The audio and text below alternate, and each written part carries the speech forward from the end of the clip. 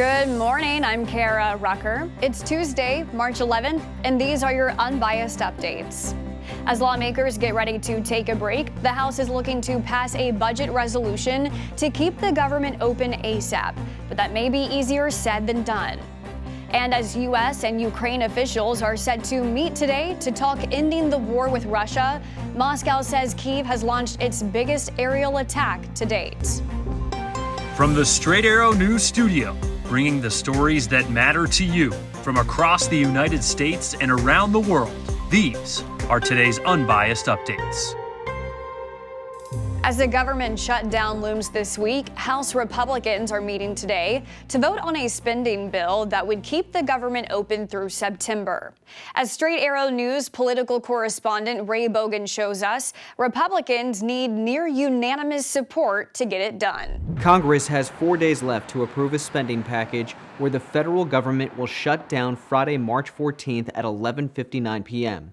House Republican leadership proposed what's called a continuing resolution, or a near copy and paste of the current budget. That will last until September 30th. The bill increases military spending by $6 billion and decreases non-defense spending by $13 billion. House Democratic leadership already said their members will vote no, while President Trump asked Republicans to fall in line. President Trump wrote on social media, "We have to remain united, no dissent. All Republicans should vote, please, yes." House Minority Leader Hakeem Jeffries stated, "The partisan House Republican funding bill recklessly cuts health care, nutritional assistance, and $23 billion in veterans' benefits." Republicans appear to have already lost one vote, which means they can't lose another or the measure will fail. Congressman Thomas Massie wrote on X, "Unless I get a lobotomy Monday that causes me to forget what I've witnessed the past 12 years, I'll be a no on the CR this week." The House likely has one chance to hit a home run, or they're out, because they are in fact out for the rest of the week. Democrats are hosting their annual retreat in Virginia, so the current schedule has them voting on Tuesday night and leaving. If it's approved, the legislation then heads to the Senate where it needs 60 votes. That will require at least 7 Democrats to vote in favor, and they're lining up in opposition. Senator Tim Kaine said hell no to the CR. He called it a shutdown bill that's bad for the economy. That was our political correspondent Ray Bogan reporting. If the House passes the bill tonight, but the Senate makes changes to it, the House will have to return to D.C. to approve the updated version because the House and Senate must agree on identical versions of the resolution before it can be sent to President Trump to sign. Stock markets across Asia sank Tuesday morning amid fears of an economic downturn in the world's largest economy. The downturn in Asian markets comes on the heels of a particularly bad day for U.S. stocks after President Trump didn't rule out a possibility of a recession. Straight Arrow News business correspondent Simone Del Rosario has more. Markets continued to fall on Monday as President Donald Trump declined to rule out a recession during an interview with Fox News. Are you expecting a recession this year? I hate to predict things like that. There is a period of transition because what we're doing is very big. We're bringing wealth back to America. That's a big thing. And there are always periods of, it takes a little time. It takes a little time. Well, his Commerce Secretary was more definitive in his comments. Should Americans brace for a recession?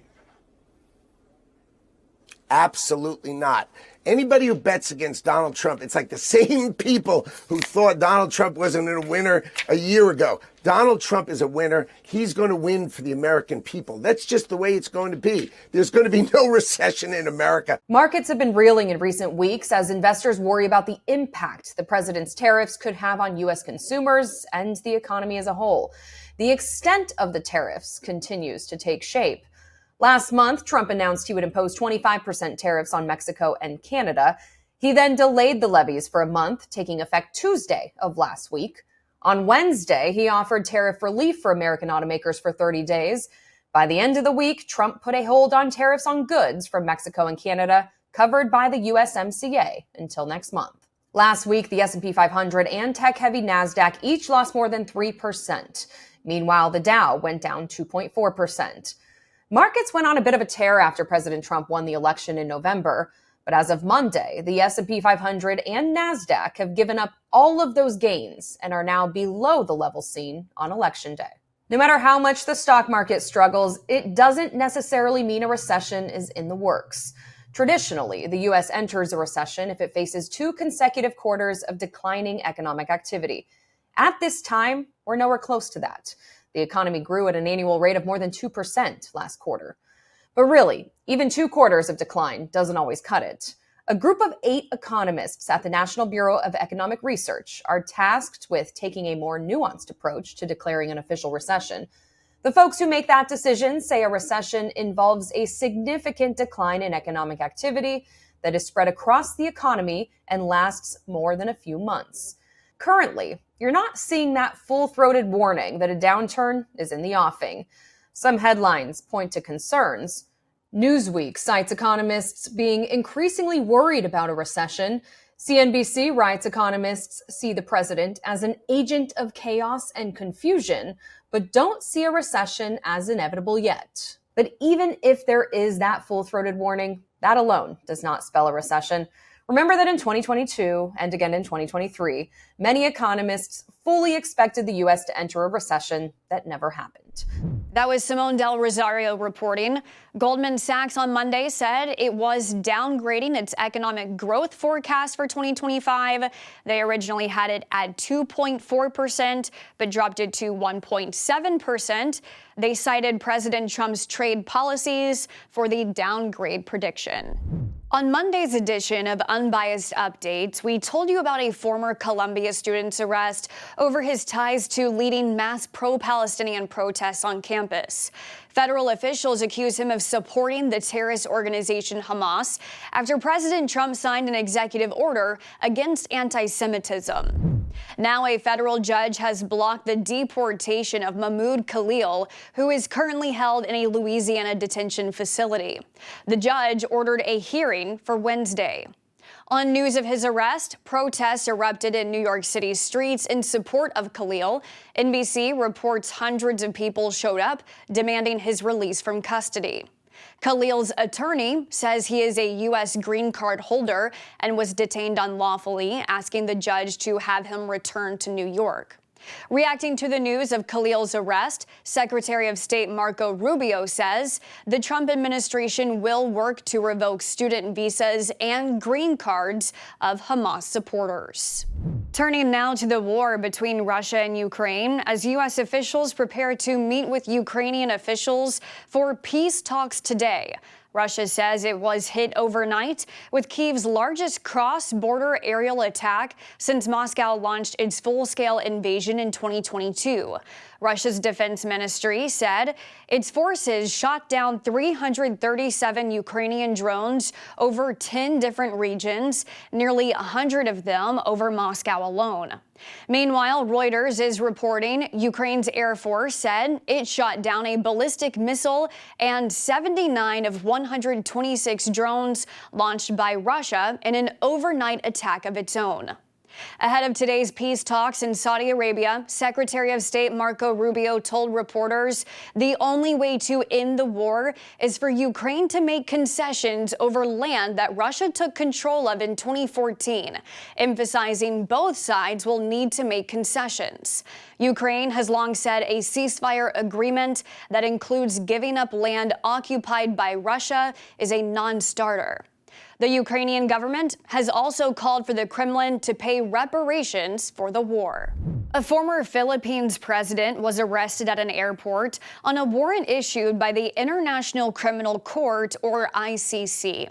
79-year-old Rodrigo Duterte was returning to the Philippines from a visit to Hong Kong, taken into custody at an airport in the Philippines capital. Duterte was elected president in 2016, known by a few nicknames like the Punisher for his years-long campaign against drug offenders when he was a mayor prior to his presidency. He continued that campaign, a crackdown against illegal drugs at the presidential level, but the ICC has been investigating what they call a deadly war on drugs, with at least 6,000 people executed in a take-no-prisoner approach to the issue. In cell phone video taken at the scene, you can hear Duterte asking what crime he committed. The current president of the Philippines confirmed to news outlets he's currently in custody and could be handed over to the ICC. Finally this morning, first responders are always there to help, even for those whose definition of emergency may be a little off. Like this Wisconsin 4-year-old whose call for help is going viral. This is Racine County 911. What's the address of your emergency? My mom is being bad. I ate his ice cream, so that's probably why he's calling 911. Even though the 911 turned out to not be an emergency, police still check things out after every call they get. And when they showed up, the boy doubled down, asking them to take his mom to jail. Understanding the severity of the issue, the officers let the boy put his mom in handcuffs to teach her a lesson. Then they taught him a lesson about the proper use of 911. Still, they showed up the next day, going above the call of duty with ice cream in hand. Oh, and in case you're wondering, the boy did drop the charges against his mom. I know my dad is watching this, waiting for me to tell the story of when I dialed 911 as a kid. I did. It was not over ice cream, but it was for a Sailor Moon toy that I had seen on an infomercial, and 911 was the only number I knew to call. I got in a lot of trouble for that, though, and I did not get the toy that I wanted, and I didn't get ice cream, so that story has a lot different of an ending. Thank you for watching Unbiased Updates for this Tuesday. We'll see you back here tomorrow. For all of us here at Straight Arrow News, I'm Kara Rucker. Have a great day.